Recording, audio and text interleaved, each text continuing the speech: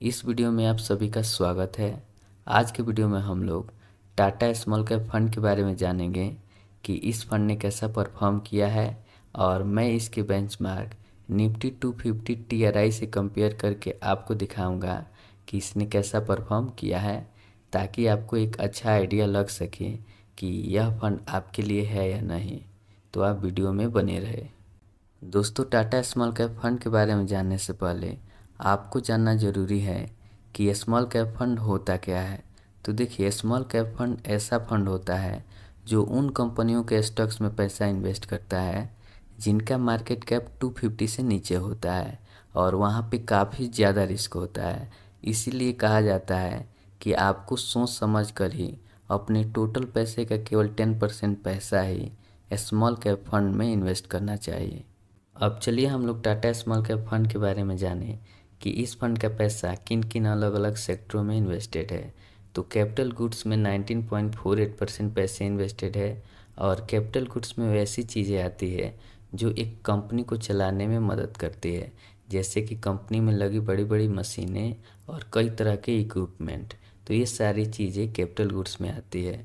और सर्विसेज की बात करें तो सर्विसेज में 13.28% पैसे इन्वेस्टेड है और सर्विसेज में पब्लिक को दी जाने वाली सारी सर्विसेज जैसे कि banking, education, medical treatment, transport, ये सारी चीज़ें सर्विसेज में आती है। वहीं फाइनेंशियल सर्विसेज की बात करें तो इस सेक्टर में इस फंड का 9.79% पैसा इन्वेस्टेड है और फाइनेंशियल सर्विसेज में एक बैंक द्वारा कस्टमर को दी जाने वाली सारी सुविधाएं जैसे कि इंश्योरेंस, लोन, मनी एक्सचेंज और भी कई तरह की सुविधाएं जो एक बैंक कस्टमर को देती है, ये सारी सुविधाएं फाइनेंशियल सर्विसेज में आती है। वहीं फास्ट मूविंग कंज्यूमर गुड्स की बात करें तो डेली लाइफ में छोटी मोटी चीज़ें हम लोग जो यूज करते हैं, ये सारी चीज़ें आती है फास्ट मूविंग कंज्यूमर गुड्स में, जिसमें इस फंड का 8.91% पैसा इन्वेस्टेड है। अब हेल्थ केयर की बात करें तो हेल्थ केयर में इस फंड का 6.18% पैसा इन्वेस्टेड है और हेल्थ केयर में वो सारी कंपनियां आती है जो मेडिसिन्स बनाती है या मेडिकल इक्विपमेंट। और भी सारे सेक्टर्स एलोकेशन पूरे डिटेल में आप यहाँ पे देख सकते हैं और समझ सकते हैं कि जो पैसा आप इसमें इन्वेस्ट कीजिएगा वो किन किन सेक्टरों में कितना % इन्वेस्ट की जाएगी। अब चलिए हम लोग इस फंड के बारे में और भी सारी बेसिक बातें देख लें।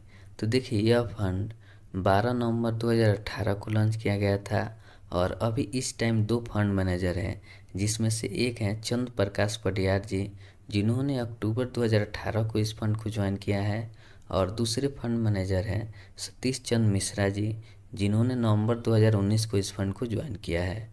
और इस फंड का एक्सपेंस रेशियो 0.46% है। एक्सपेंस रेशियो देखिए क्या होता है, एक फंड को चलाने में जो खर्चे आते हैं उसको हम लोग एक्सपेंस रेशियो बोलते हैं। एग्जिट लोड 1% है। अगर आप 1 साल से पहले अपना पैसा निकालते हैं तो 1% का एग्जिट लोड आपको देना होगा और इसी के साथ 15% का टैक्स भी देना होगा। अगर वहीं 1 साल के बाद अपना पैसा इस फंड से आप निकालते हैं, उस केस में आपको एग्जिट लोड नहीं देना होगा। और अगर आपने 1 लाख रुपये से ज़्यादा का प्रॉफिट बनाया है, उस केस में आपको 10% का टैक्स देना होगा। अब इस फंड के स्टैंडर्ड डेविएशन की बात करें तो 17% का है, जो अपने कैटेगरी एवरेज से कम है। और स्टैंडर्ड डेविएशन जो फंड के एवरेज रिटर्न होता है उसमें जो फ्लक्चुएशन होता है उसको हम लोग बोलते हैं स्टैंडर्ड डेविएशन। वहीं शार्प रेशियो देखें तो शार्प रेशियो 2.05 है और अपने कैटेगरी एवरेज से ज़्यादा है। और शार्प रेशियो जितना ज़्यादा होता है उतना उस फंड में कम रिस्क होता है। वहीं बेटा रेशियो की बात करें तो ये भी अपने कैटेगरी एवरेज से कम है, जो कि 0.77 है। और बेटा रेशियो जो होता है, जैसे मार्केट में 1 रुपये का उछाल आएगा तो इस फंड में 77 पैसे का उछाल आएगा। अगर मार्केट 1 रुपये से नीचे जाता है उस केस में यह फंड 77 पैसे से नीचे जाएगा। अब चलिए हम लोग देखें कि इस फंड ने कैसा परफॉर्म किया है। तो देखिए, 2018 से 19 के बीच करीब 6% का रिटर्न जनरेट किया है। वहीं इसके बेंचमार्क को देखें तो 14.72% का रिटर्न जनरेट किया है इसके इंडेक्स ने। और 2019 से 20 के बीच यह फंड 26.81% से नीचे गया है वहीं इसकी बेंचमार्क की बात करें तो बेंचमार्क भी करीब 40% से नीचे गया है। वहीं 2020 और 21 के बीच की बात करें तो यह फंड 96.62% से ऊपर गया है।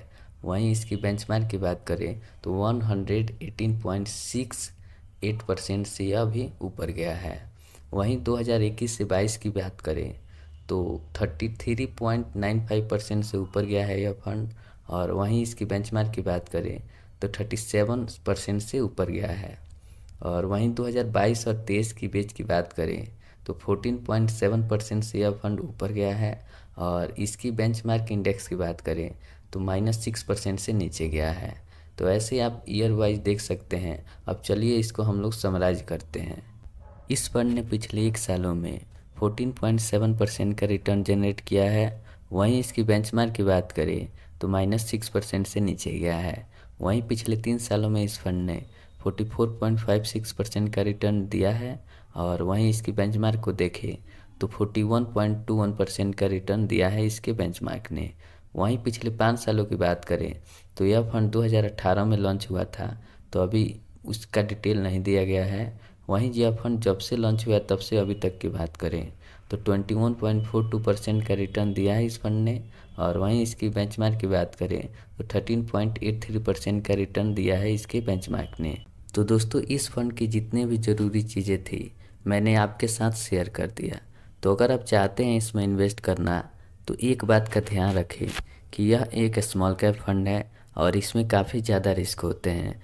तो अगर आपका एक बजट होगा कि आप म्यूचुअल फंड में इतना पैसा इन्वेस्ट करना चाहते हैं, उसका केवल 10% पैसा ही आपको स्मॉल कैप फंड्स में इन्वेस्ट करना चाहिए, ताकि आपका पैसा ज़्यादा रिस्की ना रहे। तो वीडियो कैसा लगा आप कमेंट करके बताइए, और जिस भी टॉपिक पे वीडियो चाहते हैं उससे भी आप कमेंट कर सकते हैं।